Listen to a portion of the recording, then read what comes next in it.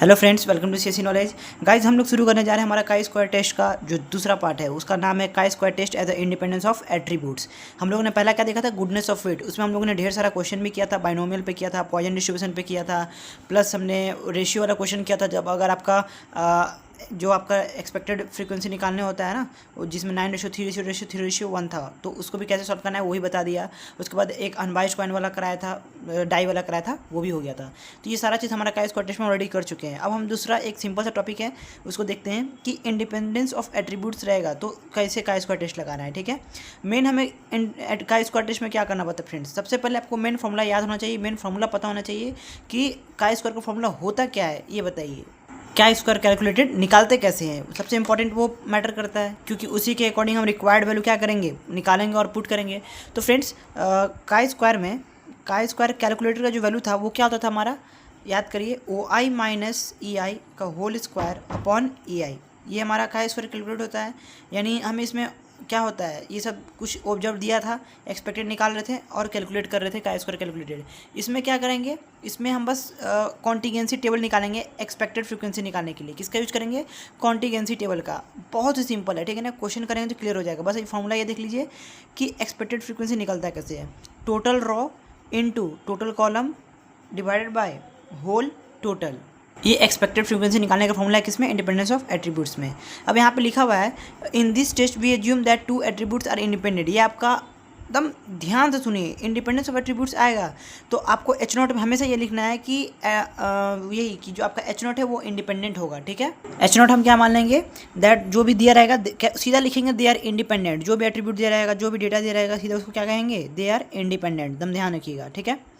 अब दूसरा पॉइंट कहता है, if chi square calculated is less than chi square tabulated then attributes are independent. अब कब कहेंगे कि वो इंडिपेंडेंट होगा, जो हमारा एट्रीब्यूट्स गिवन है, क्वेश्चन करेंगे क्लियर हो जाएगा। ठीक है, तो जब टेबुलेटेड वैल्यू बड़ा होगा, जैसे अभी तक कैलकुलेट करते आ रहे हैं कैलकुलेटेड और टेबुलेटेड, तो टेबुलेटेड बड़ा हो गया तो कहेंगे कि हाँ इंडिपेंडेंट है।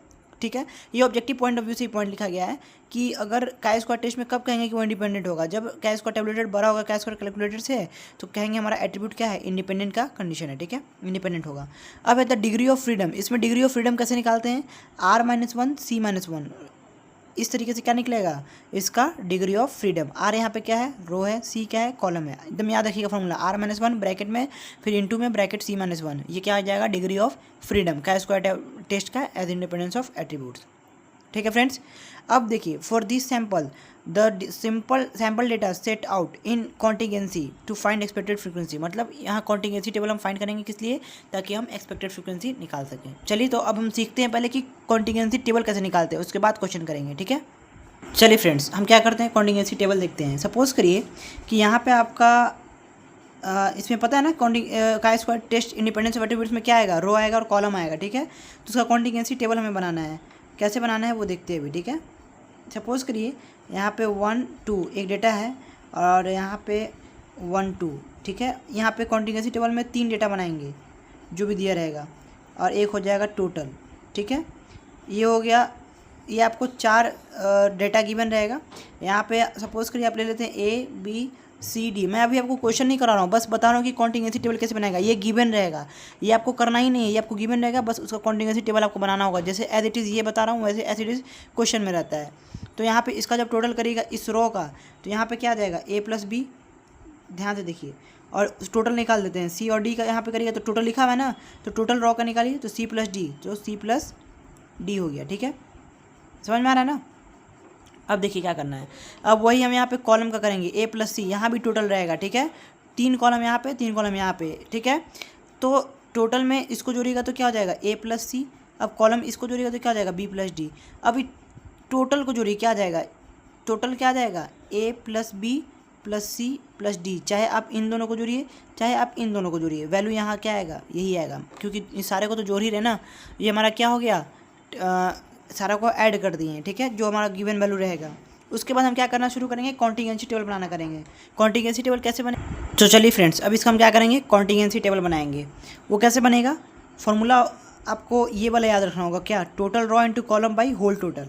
ये अच्छे से एकदम याद कर लीजिए, एक्सपेक्टेड निकालने के लिए इसका एक्सपेक्टेड अलग निकालना है, इसका अलग, इसका अलग, इसका अलग, चारों का एक्सपेक्टेड। जितना डेटा है उतना एक्सपेक्टेड फ्रीक्वेंसी निकलेगा। क्लियर है? तो चलिए कैसे निकलेगा, बस इसी फॉर्मूला पे सेट कर देंगे। तो पहले ये जो मार्किंग के लिए होता है ना, लोकेशन बताने के लिए, 1 का 1 में क्या है, ए है, तो मतलब लोकेशन का दिया है तो उसको एज इट इज लिख दीजिए। ठीक है, इसमें कोई चेंजिंग नहीं। ठीक है, कोई दिक्कत नहीं। अब देखिए फ्रेंड्स, अब मैंने बोला कि आपको निकालना है सबका, ये हो गया। अब आपको ए का कॉन्टिजेंसी निकालना है। ठीक है, मतलब इस पोजीशन पे क्या होगा ये निकालना है।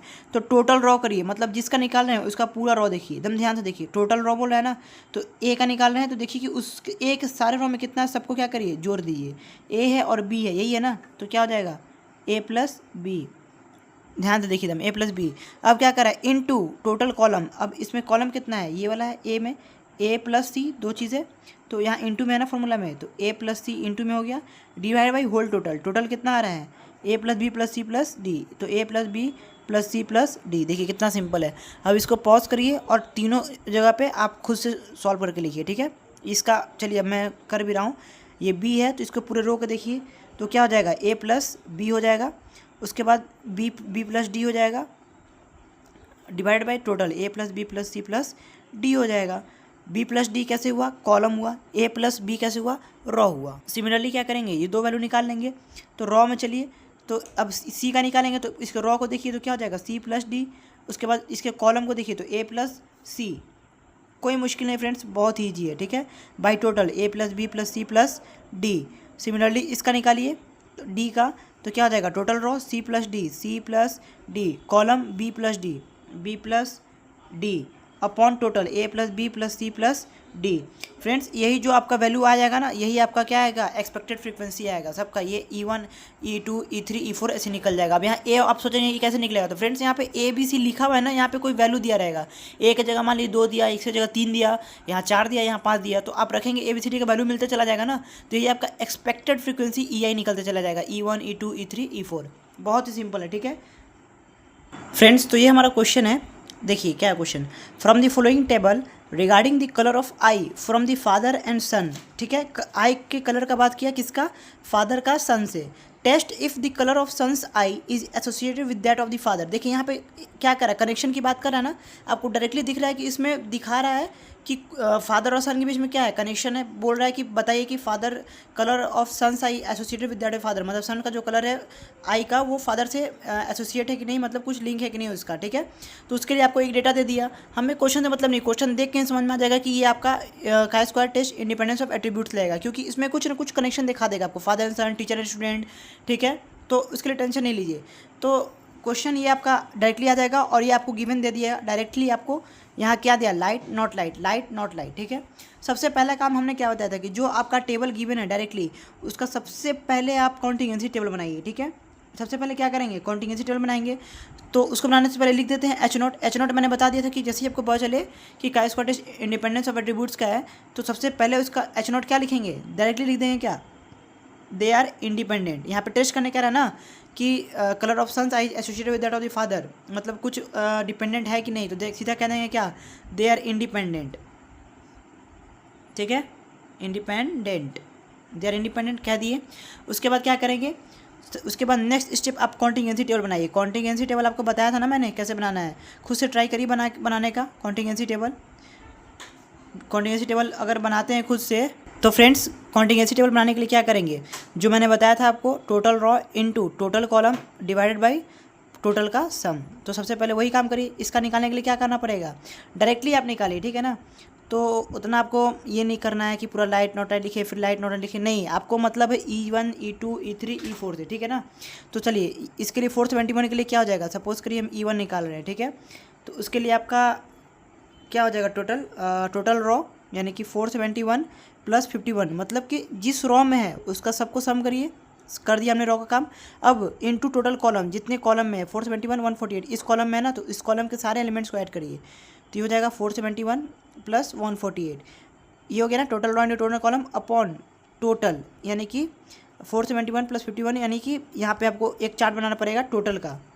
तो फ्रेंड्स इसीलिए हम क्या करते हैं कि इस डेटा को डायरेक्टली लिखने से पहले जो जो हमें नीड होता है उसको कैलकुलेट कर लेते हैं। चलिए पहले एक काम करते हैं, जो डेटा है उसको लिखिए। 471 है, 51 है, क्लियर है। ये है 148 और ये है कितना 230।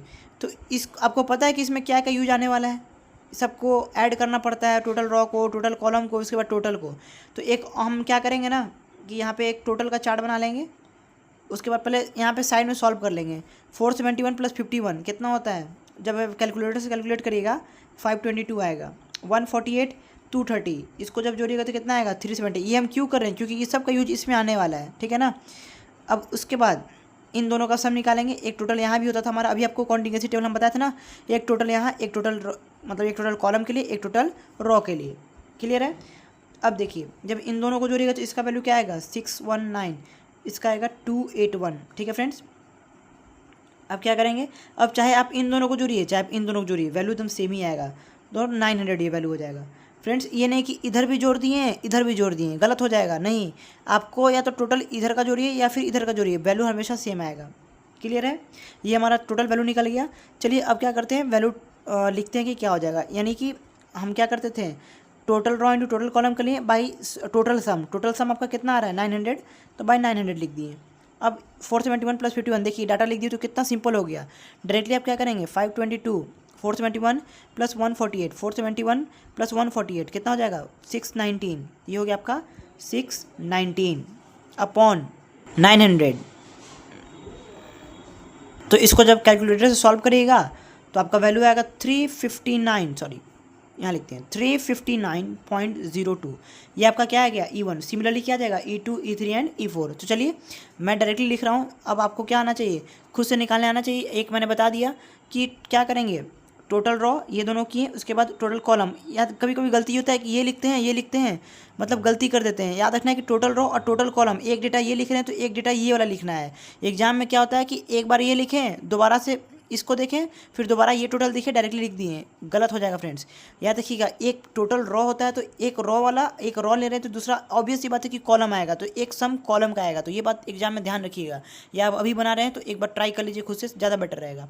सिमिलरली E2 क्या निकल जाएगा आपका 162.98। सिमिलरली E3 कितना निकल जाएगा 259.98। ये आपका E3 आ गया।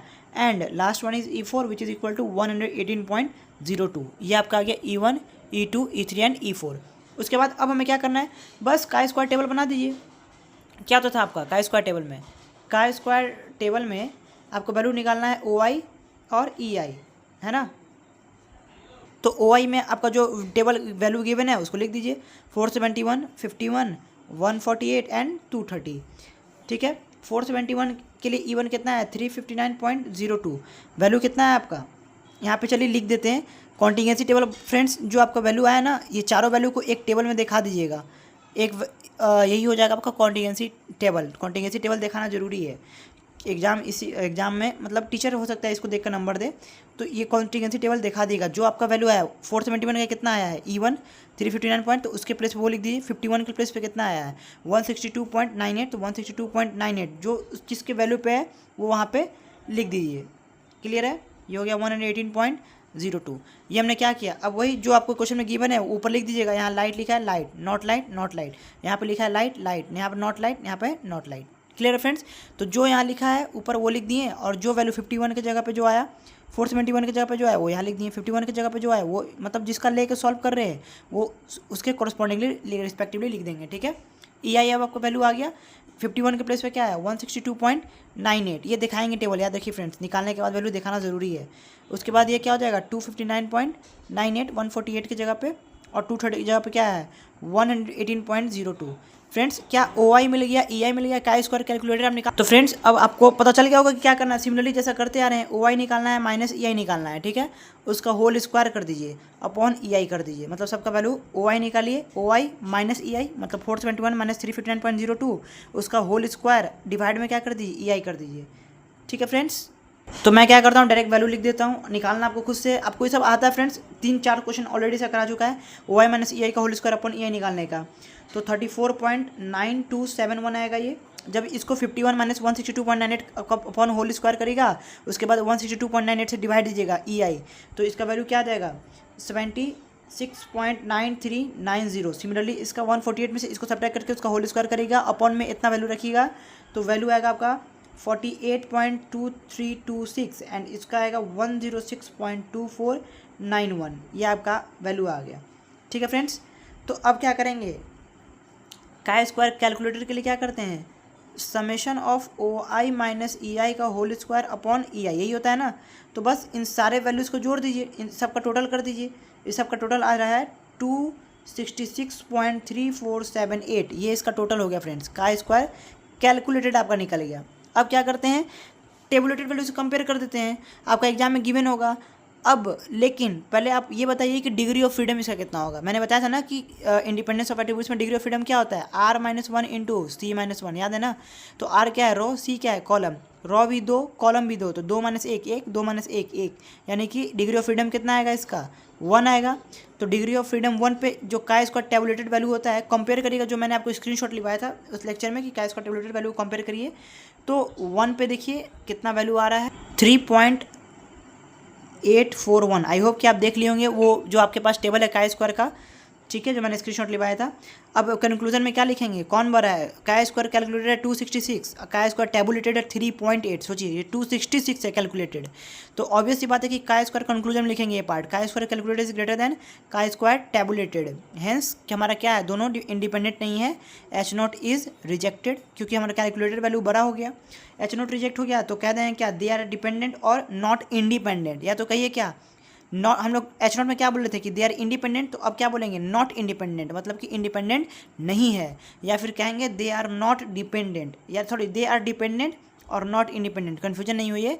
H0 क्या मानते हैं, दे आर इंडिपेंडेंट, दोनों इंडिपेंडेंट है, तो H0 यहाँ जब रिजेक्ट हो गया तो यानी इंडिपेंडेंट क्या है, इंडिपेंडेंट क्या है, नहीं है, इसलिए नॉट इंडिपेंडेंट, या फिर क्या कहिए, दे आर डिपेंडेंट। क्लियर, क्योंकि H0 क्या माना था, दे आर इंडिपेंडेंट, यानी कि हमारा H0 रिजेक्ट हो गया, यानी कि क्या है, इंडिपेंडेंट नहीं है, यानी कि दे आर डिपेंडेंट। बस यही था। ठीक है फ्रेंड्स, तो ये हमारा एक अच्छा सा क्वेश्चन था काय स्क्वायर टेस्ट का।